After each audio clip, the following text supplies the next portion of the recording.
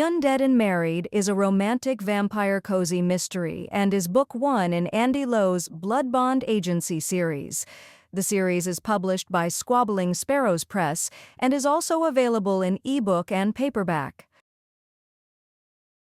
Chapter 8.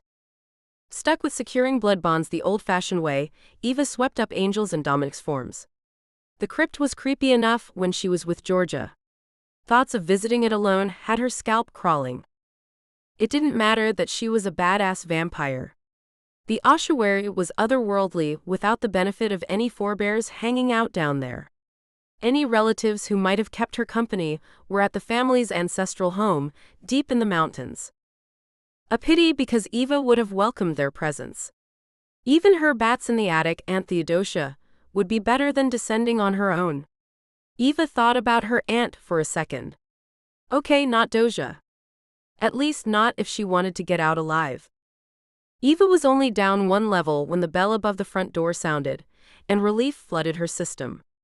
Facing another matriarch, even one without an appointment, was preferable to voluntarily interring herself in the family crypt. She hurried to retrace her steps, although she slowed when she reached reception. There were so many surprises tonight, with this one no less shocking than any of the others. Despite not being friends, Eva immediately recognized their new arrival. Angel, what are you doing here? You're a mother. And it was true. The young vampire bore a striking resemblance to the battle axe who'd visited earlier.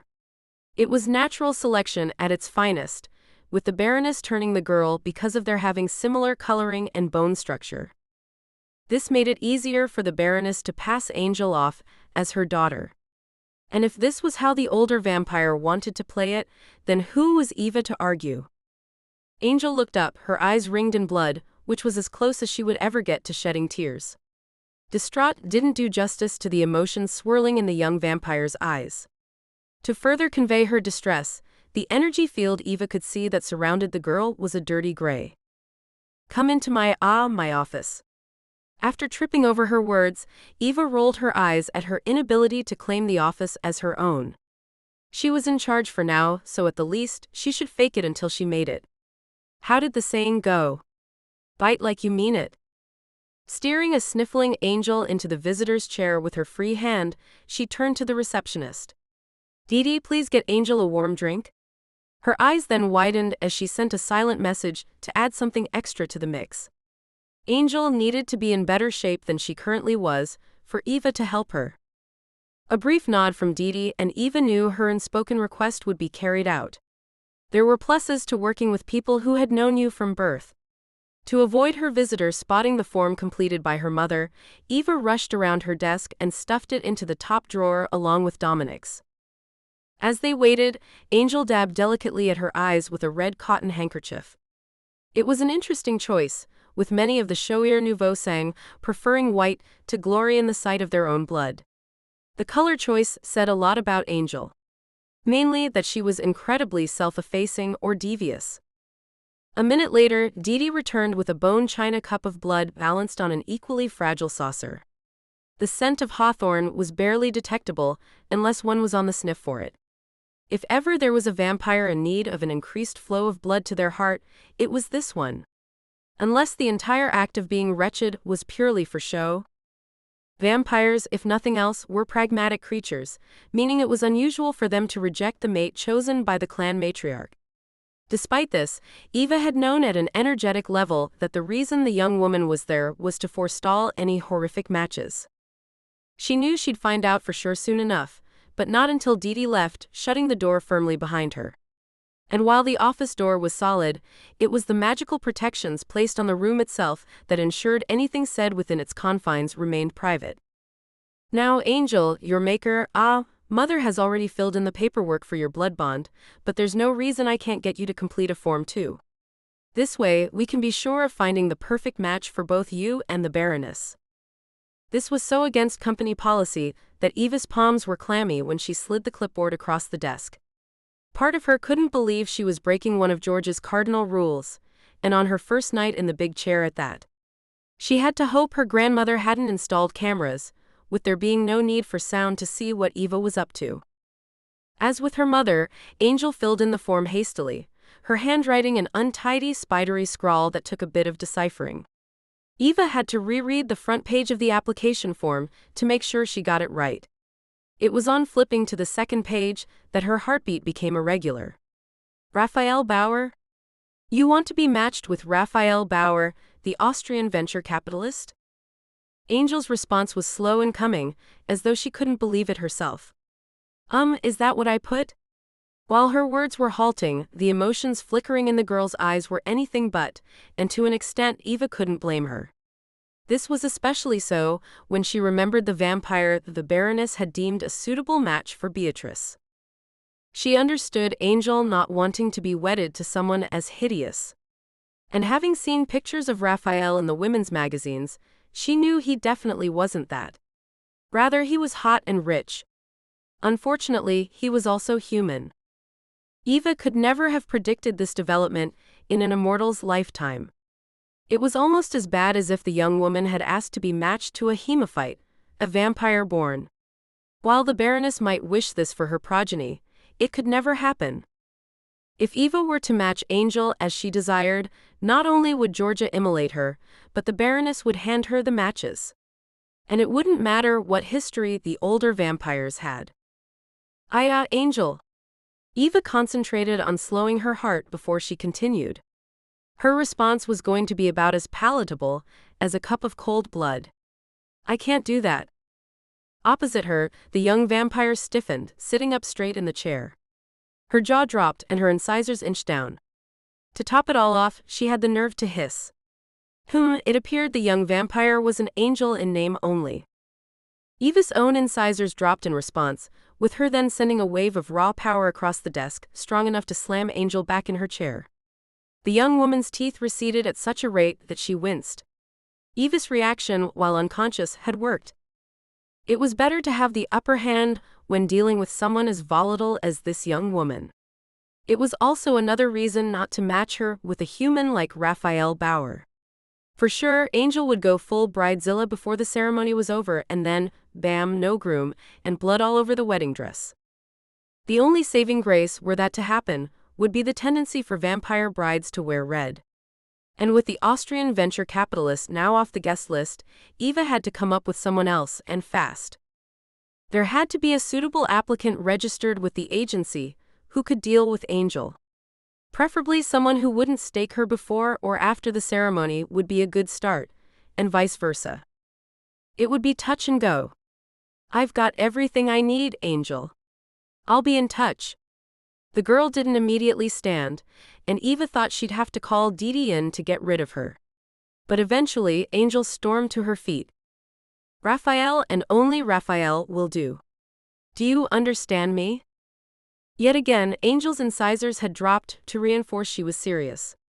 Rather than get into another fang-off, Eva tilted her head first to one side and then the other, the resultant crackling, loud enough to have her flinching. Angel, as I just said, I'll be in touch. Then, to avoid gossip about her unique abilities to manipulate energy, she'd wiped Angel's mind of the preceding 5 minutes using a trick Didi had taught her. Eva couldn't believe that twice in one night, she'd openly showed her ability to manipulate energy. This was something Georgia had warned her about in the past. What was it her grandmother always said? That's right, there are secrets that tempt and secrets that kill, whatever that meant. Either way, it was time for Angel to leave before Eva had to slam her with energy again. After pressing the concealed buzzer that sounded out in reception, she got to her feet, strode around her desk and over to the door. On opening it, Eva was pleased to find Didi on her feet and leaning nonchalantly against the tall reception desk. Her relaxed pose didn't fool Angel, with her scooting across reception and out the front door without a further word. Only once the door had shut completely did Didi straighten. That one is a handful and then some. You don't know the half of it. Eva retraced her steps, grabbed Angel's completed form and balled it up before tossing it into the unlit fireplace. A quick burst of energy and it exploded in flames. Soon enough, Didi wandered in, no doubt keen on getting a complete rundown of the meeting. You burned the Baroness's form? No. It was some notes Angel made. They're of no consequence.